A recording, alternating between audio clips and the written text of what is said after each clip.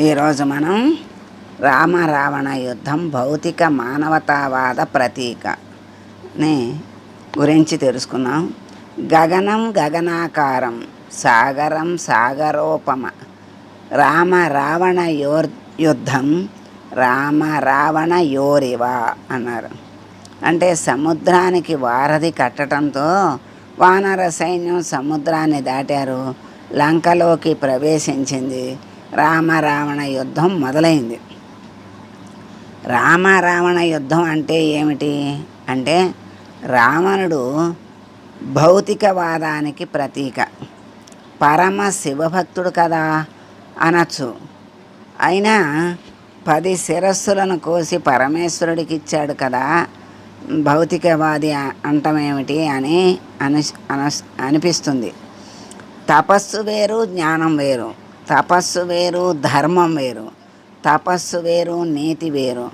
రావణుడు తపస్సంపన్నుడే కాదని ఎవరూ అనలేరు. కానీ ఘోరమైన తపస్సు చేసిన దేవతలను వశం చేసుకున్నాడు, గ్రహాలన్నిటినీ కూడా గుప్పెట్లో పెట్టుకున్నాడు. ప్రకృతి శక్తుల మీద విజయం సంపాదించిన సైంటిస్ట్ లాంటి వాడు రావణాసురుడు. విశ్వ రహస్యాలను అన్నింటినీ అర్థం చేసుకున్నాడు. మరి అది ఎందుకు ఉపయోగించింది? ఇంత జ్ఞానము, ఎంత భక్తి, ఎంత తపస్సు దేనికి ఉపయోగించాడు అంటే, పరస్త్రీ వ్యామోహానికి ఉపయోగించాడు. పరరాజ్యాపహరణానికి పనికొచ్చింది. చిట్ట చివరికి పార్వతీ పరమేశ్వరులు నృత్యం చేస్తున్న కైలాసగిరిని సైతం ఎత్తి అవతల పారేద్దామన్న అహంకార ప్రకటనకు పనికి వచ్చింది ఆ శక్తి. అంటే ఏమిటి? ఈ సృష్టి మొత్తాన్ని సంహరించి వేస్తానన్న స్థితికి వెళ్ళిపోయాడు రావణుడు. అటువంటి మనస్థితి రావణుడిది. మరి అటువంటి మనస్థితి ఉన్నటువంటి రావణుడికి ధర్మాధర్మాలతో పని లేదు, మంచి చెడ్డలతో నిమిత్తం లేదు, నీతి లేదు, నియమం లేదు.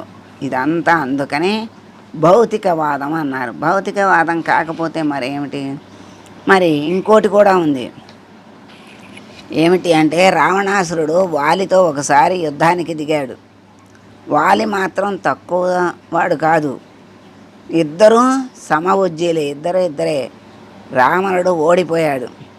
ఇద్దరూ ఒప్పందం చేసుకున్నారు, మనం కార్యాలను సమానంగా పంచుకుందాం, రాజ్యాలను సమానంగా అనుభవిద్దాం, ధనాన్ని సమానంగా విభజించుకుందాం, సుఖాలు అనుభవిద్దాం. అచ్చమైన దీన్ని ఏమంటారు? కమ్యూనిజం. ఇది కుదిరేదా పెట్టేదా? ఇద్దరు ఎవరికి వారు నేను మూర్ఖుడిని అంటే నేను మూర్ఖుడిని అనే రకాలు ఇవి. అంటే గొప్ప మూర్ఖుడు అనుకుంటే గొప్ప అన్నట్టు ఇంత మరి ఆలోచన మూర్ఖత్వం కాకపోతే ఏమిటి? మరి సమిష్టి స్వరూపమైన భౌతికవాదానికి ప్రతీక రావణుడు. రావణుడు తన సైన్యంతో మోహరించి నుంచున్నాడు. ఇక రాముడి సంగతికి వద్దాం. రాముడు ధర్మానికి ప్రతినిధి, కేవలం మోక్షవాది కాదు. రాముడు అంటే మోక్షానికి ఒక్కదానికే ప్రాధాన్యం కాదు. నాకు ఈ లోకంతో పని లేదు, ముక్కు మూసుకుని ఎక్కడో కూర్చుని ఆత్మానందంలో మునిగి ఉంటానని అనలేదు, అనుకోడు కూడా. మరి కేవలం భౌతికవాది కూడా కాదు, రెండిటికీ సమన్వయం. ఒక్క మాటలో మానవతావాది అని చెప్తారు. ఈ లోకంలో సుఖాలు అనుభవించవలసిందే, అయితే వాటిని అనుభవించేటప్పుడు పరలోకం కూడా ఉన్నదని తెలుసుకోవాలి. మనం చేసే పనులకు మనమే ఫలితం అనుభవించవలసి ఉంటుందనే సత్యాన్ని ఎప్పుడు కూడా గుర్తుపెట్టుకోవాలి. ఈ జన్మ ఒకటే కాదు, పునర్జన్మలు ఎన్నో ఉన్నాయని గ్రహించాలి. భౌతిక సుఖాలతో పాటు భగవంతుణ్ణి చేరే మార్గాన్ని కూడా తెలుసుకోవాలి. మరి ఈ రెండిటి సమన్వయమే మానవతావాదం. ఈ రెండిటి సమన్వయాన్ని మానవతావాదం అంటారు. రావణుని జయించాలంటే కేవలం భౌతికవాదమో ఆధ్యాత్మికవాదమో పనికిరాదు. ఈ రెంటి సమన్వయ తత్వం కావాలి. కనుక మానవతావాదం అంటే రాముడే మానవతావాదం. మానవతావాదం అంటే ధర్మమే. మానవతావాదాన్ని జయించే శక్తి రావణుడికి లేదు. ఎన్ని శక్తులు సంపాదించినా మానవుల్ని ఎదిరించే శక్తి సంపాదించలేదు. మరి సంపాదించలేడు కూడా. రావణుని లాంటి వారికి అలాంటి శక్తి ఉండదు. మరి మానవుల పట్ల, మానవతం పట్ల రావణుడికి హేయ దృష్టి ఉంది.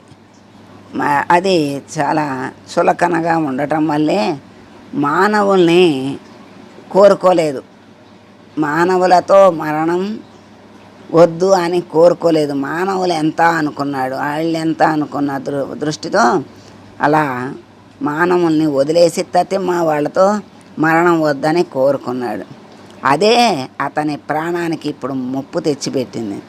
మానవులుగా జన్మించి మానవ సమాజంలో ఉంటూ రాక్షసులుగానో దేవతలుగానో మాత్రమే జీవిస్తాము అంటే అలాంటి వారికి మానవ సమాజంలో నూకలు చెల్లాయనే చెప్పవలసి వస్తుంది. రావణ యుద్ధంలో మనకు చక్కగా అర్థమయ్యే విషయం ఇదే అని వైశంపాయన చెప్పినటువంటి ఈ రావణ యుద్ధం ఎవరిది భౌతికవాదం, ఎవరిది మానవతావాదం. మానవతావాదం అంటే ఏమిటి, భౌతికవాదం అంటే ఏమిటి, ఇవన్నీ కూడా మనకి దీంట్లో చక్కగా వివరించి చెప్పారు, తెలియజేశారు. అందుకనే మానవతావాదం అంటే ఏమన్నారు, చివరికి ధర్మం అన్నారు. అందుకే ధర్మమేవ జయతే అన్నారు కదా. అందుకే ధర్మం జయించింది. రాముడికే విజయం లభించింది. శుభం. స్వస్తి.